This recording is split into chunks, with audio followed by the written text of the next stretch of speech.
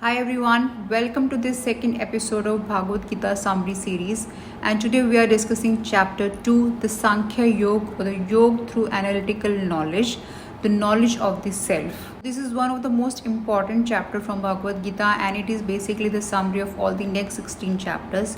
And here Krishna is imparting the divine knowledge through which we can attain the liberation and we can be self-realized and God-realized.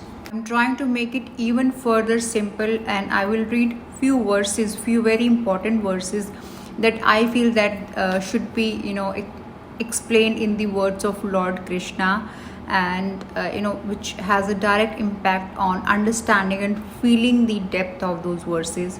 So I'll be reading few key verses, and I'll just request you to be patient and focused to understand the deeper meaning behind those verses. So let's start. So these are the words that Shree Krishna spoke to the despairing Arjun, whose eyes were burning with tears of pity and confusion. This despair and weakness in a time of crisis are mean and unworthy of you, Arjun. How have you fallen into a state so far from the path to liberation? It does not become you to yield to this weakness. Arise with a brave heart and destroy the enemy.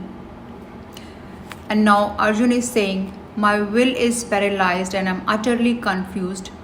Tell me which is the better path for me. Let me be your disciple, and I have fallen at your feet. Give me instructions. What can overcome a sorrow that saps all my vitality? Even power over men and gods or wealth of an empire seem empty to me now.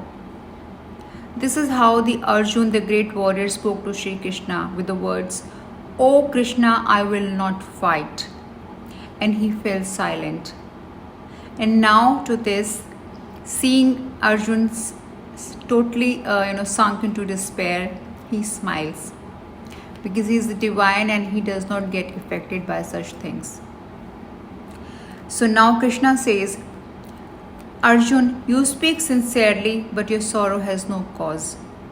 The wise grieve neither for the living nor for the dead. We all exist all the time, and those who know this are wise and do not grieve for living or dead.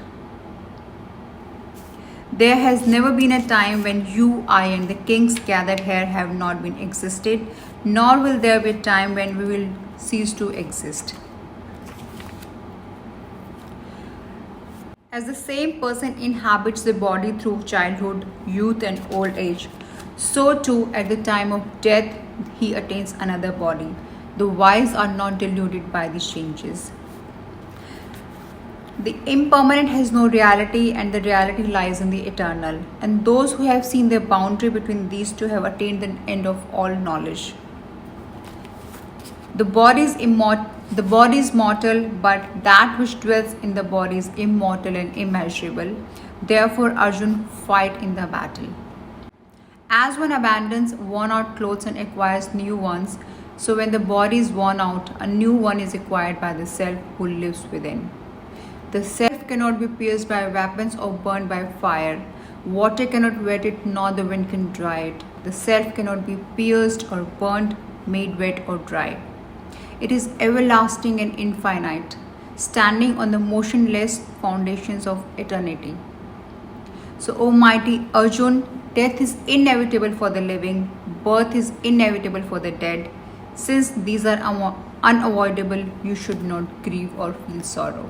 So from 2.11 to 2.29, Krishna is trying to tell Arjun that we are souls and we are immortals, and we acquire a new body when our old body is worn out, and the wise should not be deluded by this fact.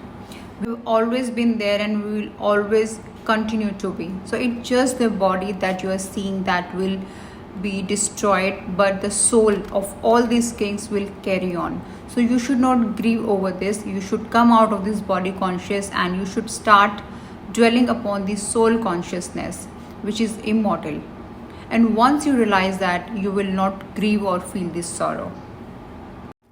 So in this chapter, Krishnaji is trying to answer actually 4 questions: that why we should not grieve. Secondly, what kind of duty should Arjun or we all perform? Thirdly, how should we perform that duty? And then there is last part of the chapter where Arjun asks Krishna ji that the person who is so wise and who is self-realized and who knows what kind of duty to perform and how to selflessly perform that duty, what kind of person is that and how does he behave in this world? So these are the 4 questions that Krishna will be addressing. And so until now, Krishna has explained that we are souls, we are immortals, and wise who know this fact, they should not grieve over killing someone, because whatever Arjun is seeing there, whoever he's seeing there in that fight are all immortal souls, and when he kills them, he is only performing his dharma as a warrior. So the related verse is here. So considering your dharma, you should not vacillate. For a warrior, nothing is higher than a war against evil. The warrior confronted with such a war should be pleased, Arjun, for it comes as an open gate to heaven. But if you do not participate in this battle against evil, you will incur sin, violating your dharma and your honor. Now he's moving on to the dishonor part. For those who do not perform their dharma, dishonor comes to them, and this story of your dishonor will be repeated endlessly. And for a man of honor, dishonor is worse than death. These brave warriors will think that you have withdrawn from the battle out of fear, not out of compassion, and those who formerly esteemed you will treat you with disrespect. Your enemies will ridicule your strength and say things that should not be said. What could be more painful than this?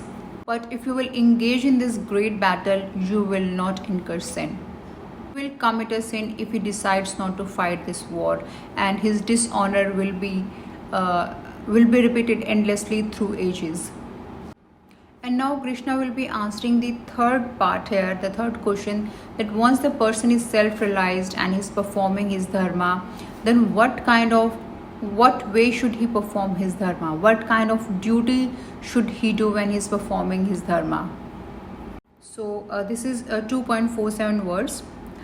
You have the right to work, but never to the fruit of work. You should never engage in action for the sake of reward, nor you should launch for inaction.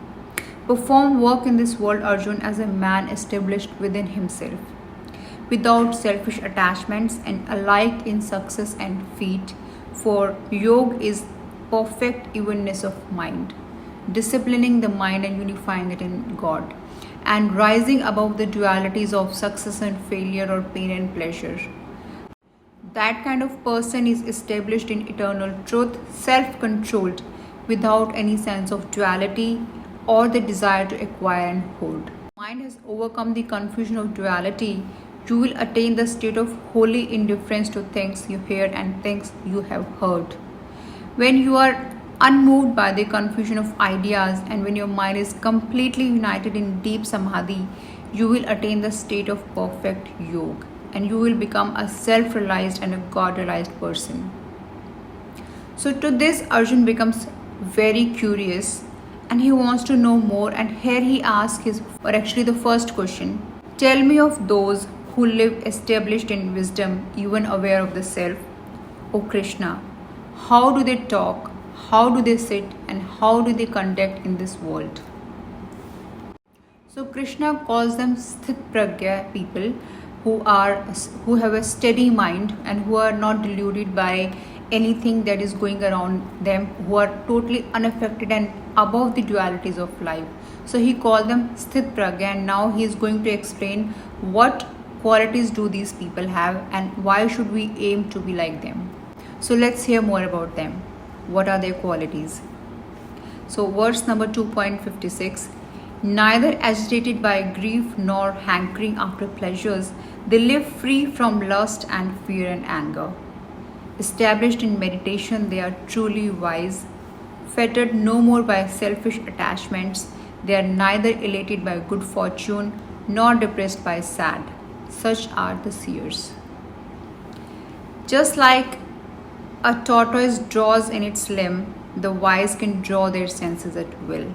It's a beautiful analogy that Krishna is using here. Just like a tortoise, when he sees some danger, he withdraws his limbs. In the same way, the wise people, they withdraw their senses within, so that they are not deluded by or affected by those senses or sense objects. So Krishna explained this in verse 2.14 also.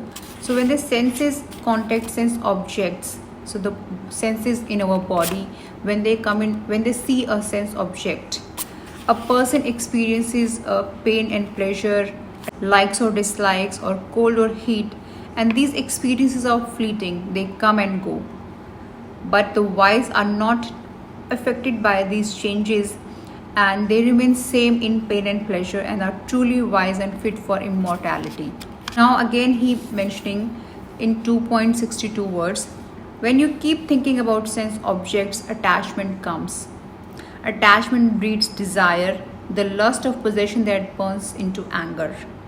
Anger clouds the judgment, and you can no longer think of your past mistakes.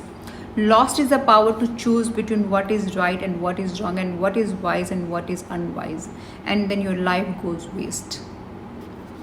But when you move amidst the world of sense, free from attachment and aversion alike, so when you have no attachment or aversion for anything, when you have no like or dislike for anything, when there's an evenness of mind, there comes the peace in which all sorrows end, and you live in the wisdom of the self. When you know no peace, Arjun, how can you know joy? When you let your mind follow the call of the senses, they carry away your better judgment, as storms drive a boat off its chartered course on the sea. So this is another analogy. The senses has the power to take your judgment away. In the same way, a storm drive a boat off its chartered course on the sea. So Krishna is trying various analogies to help us understand the essence of these verses. Further explaining that use all your power to free the senses from attachment and aversion alike, and live in the full wisdom of the self. Such a sage awakes to light in the night of all the creatures. That which the world calls day is the night of ignorance to the wise. And now the last verse of this chapter, 2.71. They are forever free who renounce all selfish desires and break away from the ego cage of I, me, myself, to be united with the Lord.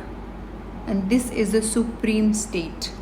Attain to this and pass from death to immortality, and get away from this cycle of samsara, the cycle of life and death. And now to conclude this chapter, I have 4 takeaways that I feel that we all should take from this chapter and apply in our lives. So the first takeaway from this chapter is that we are souls, we are immortals, and we are tiny fragments of the divine, and we should see the same divinity in others. And we should remember that we are souls who just change bodies when the body gets old, but the soul is always same, and it keeps coming back on this earth to fulfill its purpose, and it will keep coming back unless until it has fulfilled its purpose, and unless until it is free from all the karmas. Second takeaway is that we should perform our dharma, which is the purpose of coming into this world. And when we perform our dharma, we do not commit a sin. But if we do not perform our dharma, then we definitely commit sin, because normally what we do is we get so busy in our lives that we forget that we are here to do something to contribute to the betterment of the society. The third takeaway is nishkam karma. So we have to do all the karmas with the selfless motive, and that is when our karmas are bond-breaking karmas. Otherwise, we keep getting stuck into bond-creating karmas, and we keep getting stuck into the samsara of life and death. And lastly, the karma yoga, that we should remember that we are entitled to only the actions, and we are not entitled to the fruits of those actions. So we can only perform the output, but we cannot hope for the outcomes. we get entangled into our emotions when we think of the outcomes. But if we only focus on the output, then we can definitely perform our actions far better. And last but not the least, we should remember that we have to become a wise person whose qualities are that he has given up his desires, he has self-disciplined his mind and senses, and he is satisfied within himself, and he knows that all his actions, all his karma are for the Lord's pleasure and not his own pleasure. And he is always established in God, he is always absorbed in God. And true Jnani knows that he can only be closer to God when he serves, when he sacrifices himself in serving others. And they also know that grief, sorrow are a part of this life, and they cannot get affected by whatever is happening around them, and they are alike in every situation.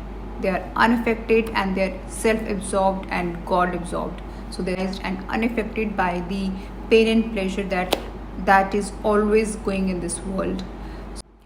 I just hope that you enjoyed these learnings, and I request you to also read the verses of this chapter that I'll be sharing in my next post. And it's great when you read them word by word for a better understanding, because every person has a different take from all those verses. Stay tuned, and I'll see you in my next video. Have a great day.